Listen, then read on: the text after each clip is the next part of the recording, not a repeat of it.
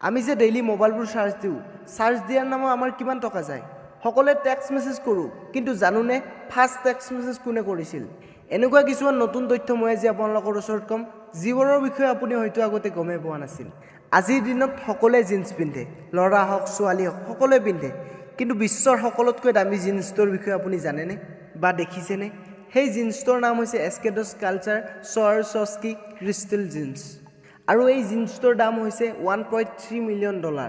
আপুনি যদি এই জিন্সটোৰ বিষয়ে আগতে জনা নাছিল তেতিয়াহ'লে এটা লাইক কৰি দিয়ক অলপ সাহস পাওক এতিয়া আমি কথা পাতিম আমেৰিকাৰ সাইন্টিষ্ট লেৰী টাছলাৰৰ বিষয়ে মই জানো কিছু সংখ্যকে তেখেতৰ নাম জানে কিন্তু তেখেতে কৰা সৃষ্টিৰ ফলত আমাৰ দৈনন্দিন জীৱনৰ বহুত সময় ৰাহি হৈ আছে আৰু তেখেতৰ সৃষ্টি আমি সকলোৱে ব্যৱহাৰ কৰি আছো মোবাইল কম্পিউটাৰ লেপটপ সকলোতে আৰু সেইকেইটাৰ নাম হৈছে কাট কপি পেষ্ট আপুনি হয়তো নাজানে আমেৰিকাৰ ৰাষ্ট্ৰপতি ডনাল্ড ট্ৰাম্পে ব্যৱহাৰ কৰা প্ৰাইভেট বিমান 757ৰ বিষয়ে এই বিমানখন বিশ্বৰ সকলোতকৈ দামী বিমানৰ 8 নম্বৰত আহে আৰু এইখনৰ দাম হৈছে $100 মিলিয়ন এই বিমানখনত সকলো ধৰণৰ সুবিধা আছে আৰু এই বিমানখনক গোল্ড আৰু ডায়মণ্ডৰ দ্বাৰা সজোৱা হৈছে আপুনি এই ফটোখনত দেখা পাই থকা ল'ৰাজনৰ নাম হৈছে ব্ৰন গ্ৰীনবাৰ্গ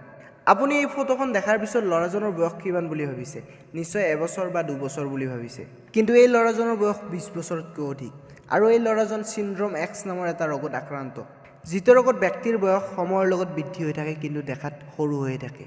আমি সকলোৱে দৈনন্দিন টেক্সট মেছেজ কৰোঁ নিজৰ বন্ধু বান্ধৱী হওক বা সৰু ফেমিলিৰ লগতে হওক কিন্তু আপুনি এটা কথা জানেনে বিশ্বত সকলোতকৈ প্ৰথমতে টেক্সট মেছেজ কোনে সেন্ড কৰিছিল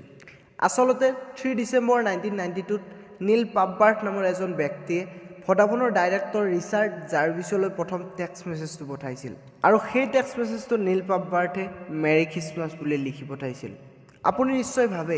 এইখিনি সময়ত মোৰ লগতে আৰু কিমান হাজাৰ হাজাৰ লাখ লাখ মানুহে মোবাইল ফোন ব্যৱহাৰ কৰি আছে আৰু এই মোবাইল ফোনবোৰ চলাবলৈ চাৰ্জ দিয়াটো বাধ্যতামূলক এটা ৰিচাৰ্জত পোৱা মতে আমি মোবাইল ফোন এটা এবছৰ চাৰ্জ দিলে আমাৰ 8 টকাৰ পৰা 28 টকালৈ খৰচ হয় আপুনি যদি এই কথাটো সঁচাকৈ কতো শুনা নাছিল তেতিয়াহ'লে মোৰ মনোবল বঢ়াবলৈ এটা লাইক কৰি দিয়ক ভিডিঅ'টো যিমান পাৰে কিমান শ্বেয়াৰ কৰক কমেণ্ট কৰক লগতে চেনেলটো ছাবস্ক্ৰাইব কৰি ঘণ্টা বটনটো অল কৰি দিয়ক ধন্যবাদ